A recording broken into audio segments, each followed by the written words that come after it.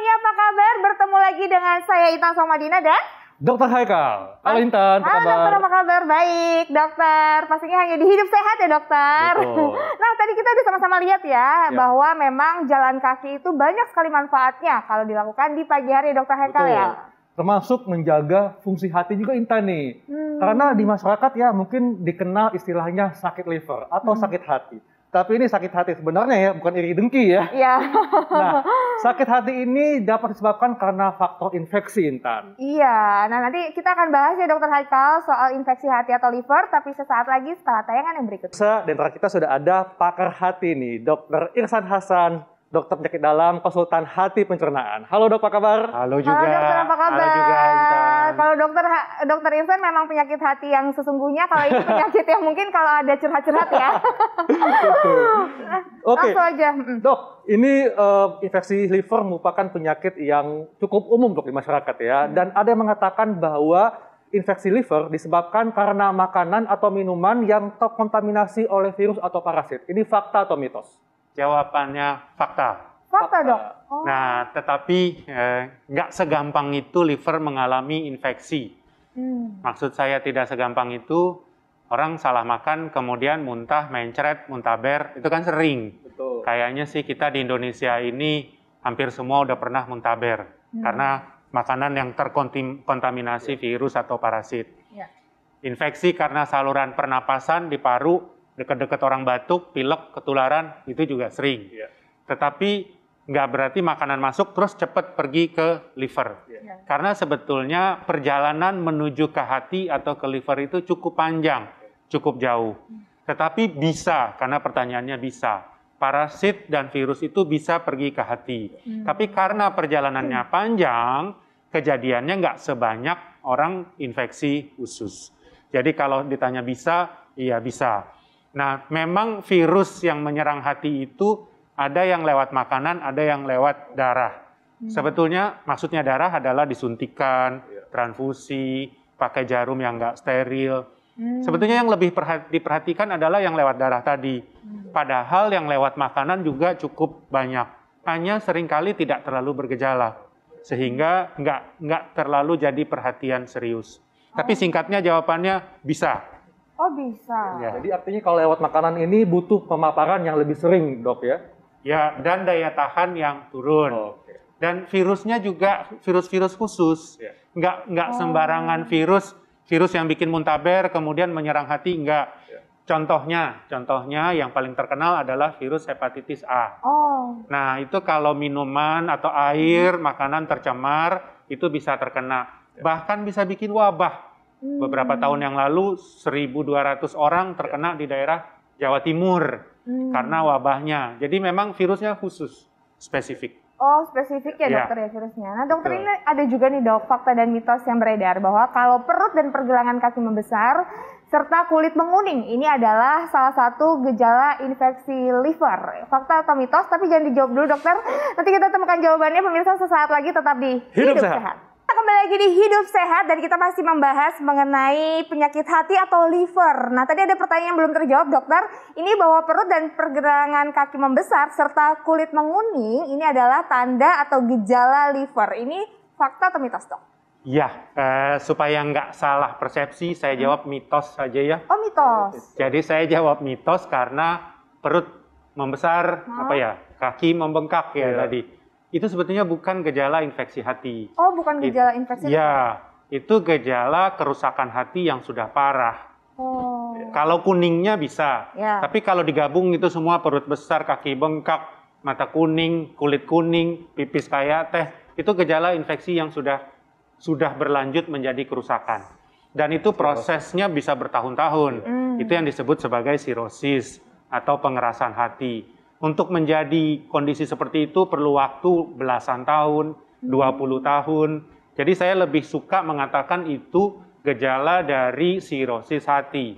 Gejala dari pengkerutan hati, pengecilan hati. Bukan gejala dari infeksi hati. Supaya saya bilang nggak salah pengertian. Maksudnya nggak salah itu adalah, kan saya nggak bengkak kakinya. Saya nggak buncit perutnya. Berarti nggak ada infeksi hati. Oh belum tentu. Gejala infeksi hati itu bisa dari tanpa gejala sama sekali, sampai hanya mual, begah, kemudian kuningnya, memang kuningnya ada, tapi nggak sampai perut besar, kaki bengkak. Tapi yang harus diatensi nih dok, kalau kita merasakan gejala apa sih dok? Nah, ini memang sulitnya hati. Hati ini tidak memberikan gejala yang sangat spesifik. Banyak gejala yang rancu dengan organ lain. Yang paling khas sebetulnya adalah kuning. Jadi kalau sudah kuning mata, kuning kulit, ini biasanya khas hati.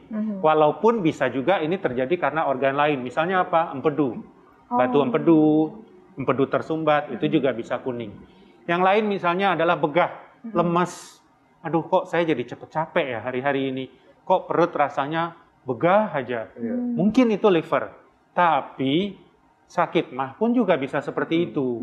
Nah makanya saya katakan kadang-kadang kita bingung ini hati atau hal yang lain. Sehingga tidak jarang pasien dengan penyakit hati ini datang setelah putar-putar berobat ke sana kemari. Awalnya dikatakan sakit mah, baru ketahuan, wah ini liver nih.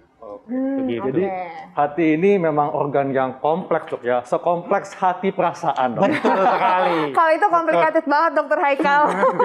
Nah, kita pengen tahu nih sebenarnya apa saja sih fungsi hati. Nah, kita lihat dulu tayangannya berikut ini.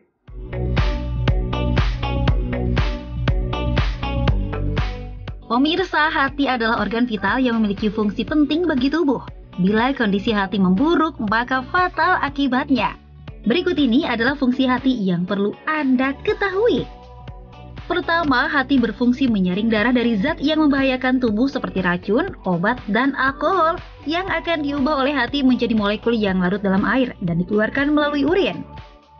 Kedua, hati menyimpan cadangan energi dan nutrisi seperti asam folat, zat besi, dan jenis vitamin seperti A, vitamin B12, vitamin D, dan K. Selain itu, hati menyimpan glukogen dan mengubahnya menjadi glukosa saat kadar glukosa darah kita rendah. Fungsi hati berikutnya menghancurkan sel darah merah yang sudah tua untuk kemudian diproses oleh hati menjadi bilirubin, yang kemudian akan disaring oleh ginjal menjadi urin yang berwarna kuning.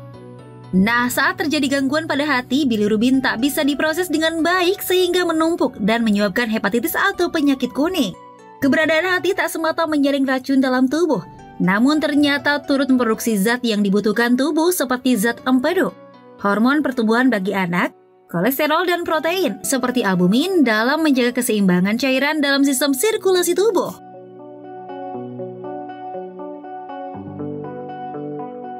Nah, itu tadi fungsi hati dan diantaranya adalah menyaring racun dan juga menyaring makanan yang masuk ke tubuh kita. Salah satunya ini tentang kopi juga nih dok ya. Katanya dok, kalau suka konsumsi kopi bisa menyebabkan penyakit hati. Ini fakta atau mitos? Wah, kalau ini mah gampang. Mitos banget. Oh mitos dokter, Jadi yes. mitos Bagi pencinta kopi jangan khawatir, tapi dengerin dulu nih penjelasan dokter gimana dok. Ya, satu, kopi tidak merusak liver. Kopi tidak merusak liver. Karena topiknya hari ini infeksi, kopi tidak membuat liver menjadi infeksi. Karena infeksi itu terkait dengan mikroorganisme, maksudnya bakteri, virus, parasit yang di awal sempat kita bahas. Kopi itu kan bukan bakteri, kopi itu bukan virus, jadi tidak membuat infeksi. Nah lanjutannya, oh kalau nggak infeksi berarti bikin rusak. Enggak juga. Bahkan di beberapa kali pertemuan saya suka cetuskan, kopi itu justru memberikan efek positif terhadap hati, terhadap liver. Banyak penelitian yang membuktikan bahwa mereka yang minum kopi, penelitian itu ada yang mengatakan 2 cangkir ke atas, 3 cangkir ke atas, justru livernya terproteksi. Terproteksi dari mana? Terproteksi dari kejadian sirosis tadi, pengerasan hati, juga kanker hati. Jadi ada proteksi dari kopi. Walaupun sekarang orang masih mencari efek apanya ya sih yang bagus dari kopi ini, tapi singkatnya, kopi ini berefek positif terhadap liver. Artinya, kalau biasa minum kopi, kemudian suatu hari dinyatakan sakit liver atau punya penyakit hati, bukan berarti kopi harus segera di-stop. Tapi sebaliknya, saya nggak suruh mereka yang nggak biasa minum kopi, buru-buru minum kopi supaya livernya terproteksi. Ya kalau nggak suka, ya udah nggak usah. Oh, nggak apa-apa ya dok ya. Ya. Oke, nah dokter, ini ada fakta dan mitos berikutnya nih dok, bahwa penderita infeksi liver ini harus menjaga berat badan ideal. Ini fakta atau mitos dok? Ini mitos. Mitos. Mitos. Nggak ada hubungannya ya? Nggak ada hubungannya berat badan sama infeksi. Iya. Misalnya nih, salah satu infeksi aja deh yang saya kasih contoh, parasit tadi yang disebut oleh Dr. Haikal. Iya. Ada parasit misalnya amuba. Amuba kita tahu bikin disentri amuba, yang buang air besarnya berdarah. Dia bisa pergi ke hati, kemudian bikin namanya abses hati amuba. Apa itu abses hati amuba? Abses hati amuba itu amuba masuk ke hati, lalu bikin bisul. Bisul sama seperti bisul di kulit. Oh. Bisul itu isinya nanah Bisul di hati? di hati. Oh. Kadang-kadang nanahnya itu ukurannya bisa 5 cm, 8 cm. Kami kadang-kadang sedot nanahnya keluar. Itu nggak ada hubungannya dengan berat badan. Gitu. Orang kena bisul itu, ya diobati bisulnya dengan anti amuba, dikeluarkan nanahnya. Mau dia gemuk, mau dia kurus, nggak peduli. Yang penting bisulnya disembuhkan. Begitu. Iya. Dok, penyakit hati ini kan memang juga terkait dengan pola hidup dok ya. Jadi kalau misalnya ada kebiasaan begadang, kelelahan, stres dapat menyebabkan penyakit liver atau hati. Ini fakta atau mitos dok? Jawabannya fakta deh. Pakai deh ya. Oke deh. Kenapa dok? Oke deh. Kenapa? Karena, Saya deg-degan. Bukan begadangnya ya, bukan stresnya yang membuat seseorang terkena penyakit liver. Iya. Tetapi daya tahan yang menurun. Tadi kan sudah disampaikan, salah satu fungsi liver itu adalah mempertahankan, memproduksi sel-sel imun, kekebalan.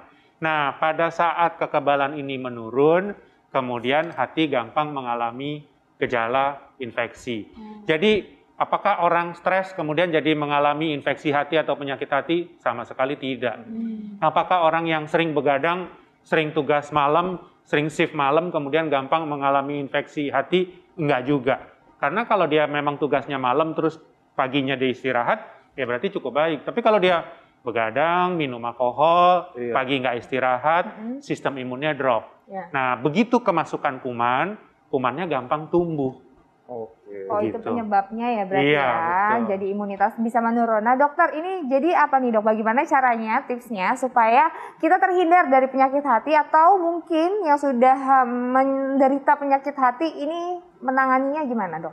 Baik, kita biasanya bagi penyakit hati itu akut atau kronik. Iya. Akut itu baru, kronik itu yang berlangsung bertahun-tahun yang susah dihilangkan.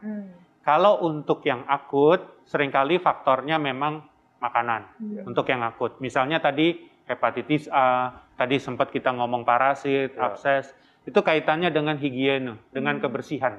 Jadi ya makan yang bersih, cuci tangan, dan lain-lain. Yang alhamdulillah pada zaman pandemi ini kelihatan sudah diterapkan oleh sebagian besar masyarakat. Nah, untuk yang kronik, ini yang lebih susah, karena dia tidak gampang hilang. Untuk yang kronik, mendeteksinya memang perlu usaha. Tapi kalau sudah ketahuan punya virus yang sifatnya kronik, misalnya hepatitis B, hepatitis C, rajin-rajinlah kontrol. Misalnya untuk hepatitis B. Hepatitis C bisa sembuh. Ada obat yang kesembuhannya hampir 100%. Bagi yang tahu hepatitis C, dulu dikatakan, ya nggak bisa sembuh, sampai sekarang nggak pernah kontrol, datang berobat, karena bisa sembuh dengan obatnya. Untuk hepatitis B misalnya, perlu kontrol berkala. Misalnya 6 bulan sekali, 6 bulan sekali. Jadi patuhilah anjuran dari dokter untuk kontrol berkala. Demikian. Baik dok, terima kasih untuk penjelasannya. Terima kasih dokter. Jadi penting sekali untuk menjaga fungsi hati kita Intan ya. Dan sama halnya seperti kita juga mengkonsumsi buah-buahan yang bermanfaat untuk tubuh kita seperti semangka Intan. Wah, aku doyan banget dokter semangka. Tapi semangka itu manfaatnya apa aja dokter? Nah, semangka ini khasiatnya cukup banyak, jadi tidak kita sangka. Kita akan bahas sesaat lagi, tetap di Hidup Sehat.